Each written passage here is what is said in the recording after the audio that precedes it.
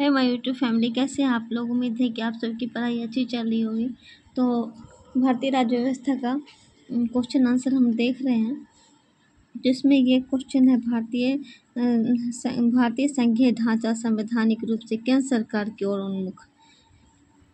तो संविधान के प्रथम अनुच्छेद में कहा गया है कि भारत राज्यों का एक संघ होगा, लेकिन संविधान निर्माता ने शासन को अपनाते हुए भारतीय संघ व्यवस्था की भावी दुर्बलता को दूर रखने के लिए प्रयासरत थे। इस कारण भारत के संघीय शासन में एकात्मक शासन के कुछ लक्षण को अपनाया गया। जैसे देखिए, इनमें से कोई भी अन्य संघों की तरह भारतीय संघ में भी केंद्र तथा राज्य सरकारों को संवैधानिक स्थिति प्राप्त है। उनके कार्यक्षेत्र को भी संविधान द्वारा निर्धारित किया गया। संविधान द्वारा दोनों सरकारों के बीच शक्तियों का विभाजन किया गया। इनमें से कोई भी दूसरे के कार्य क्षेत्रों का अतिक्रमण करता है तो विवाद की स्थिति पैदा हो जाती है। संविधान में 3 सूचियों द्वारा शक्तियों का विभाजन किया गया। देखिए, संविधान में 3 सूचियों द्वारा शक्तियों का विभाजन किया गया है। वो है संघ सूची, राज्य सूची तथा समवर्ती सूची। देखें, 3 सूची है, कौन है? संघ सूची, राज्य सूची, समवर्ती सूची। संघ सूची में राष्ट्र महत्व के 97 विषय हैं। संघ सूची में राष्ट्र महत्व के 97 विषय, जैसे रक्षा, रेलवे, डाक एवं तार आदि। राज्य सूची में स्थानीय महत्व के 66 विषय हैं, जिसमें लोक स्वास्थ्य, पुलिस, स्थानीय स्वशासन आदि।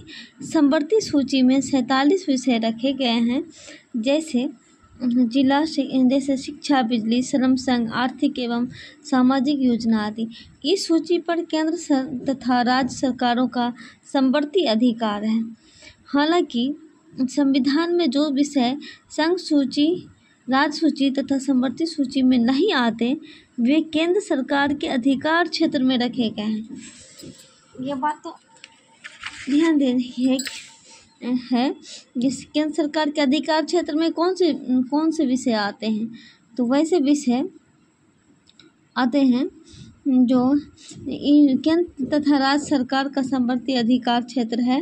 हालांकि संविधान में जो विषय संघ सूची, राज्य सूची, समवर्ती सूची में नहीं आते, संविधान में जो विषय संघ सूची, राज्य सूची तथा समवर्ती सूची में नहीं आते, वे केंद्र सरकार के अधिकार क्षेत्र में रखे गए हैं। ऐसे अधिकारों को अवशिष्ट अधिकार कहा जाता है।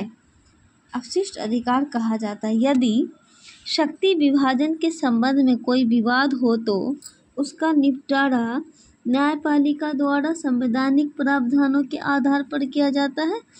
यहाँ शक्ति संतुलन केंद्र के पक्ष में झुक गया है। आगे देखते हैं। संघ एवं राज्यों के लिए एक ही संविधान। अमेरिका व स्विट्जरलैंड में संघीय व्यवस्था में केंद्र व राज्यों के अलग अलग संविधान हैं, लेकिन भारत में केंद्र व राज्यों के लिए एक ही संविधान है। देखिए, अमेरिका और स्विट्जरलैंड में संघीय व्यवस्था में केंद्र व राज्यों के लिए अलग अलग संविधान, वहाँ स्टेट के लिए अलग है और सेंट्रल यूनियन के लिए अलग है। लेकिन हमारे यहाँ भारत में केंद्र व राज्यों के लिए एक ही संविधान है। एकहरी नागरिकता। भारत में दोहरी शासन व्यवस्था होते हुए भी एकहरी नागरिकता है। इसमें संघ तथा राज्यों का कोई पृथक नागरिकता नहीं है। यह व्यवस्था राज्यों की तुलना में केंद्र को शक्तिशाली बनाती है। एकीकृत न्याय व्यवस्था। अमेरिका तथा ऑस्ट्रेलिया में संघ व राज्यों की न्याय व्यवस्था पृथक पृथक होते हैं, किंतु भारत में एक ही सर्वोच्च न्यायालय है। वहाँ पृथक पृथक है, अलग अलग है, और हमारे भारत में एक ही सुप्रीम कोर्ट है। देश के समस्त न्यायालय उच्चतम न्यायालय के अधीन है। हमारे देश में जितने भी न्यायालय हैं वो उच्चतम न्यायालय यानी सुप्रीम कोर्ट के अधीन है। उच्चतम न्यायालय के द्वारा दिए गए निर्णय सभी अधीनस्थ न्यायालयों को मान्य होते हैं। जो सुप्रीम कोर्ट ऑर्डर कर देगा वो सारे अधीनस्थ न्यायालयों को मान्य होंगे। संसद को राज्यों के पुनर्गठन की शक्ति।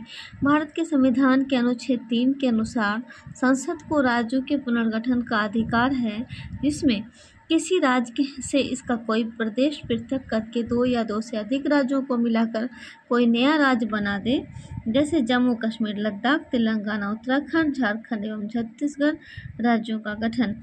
किसी राज्य के क्षेत्र में कमी या वृद्धि कर दे, राज्य की सीमाओं तथा उसके नाम बदल दे, जैसे बम्बई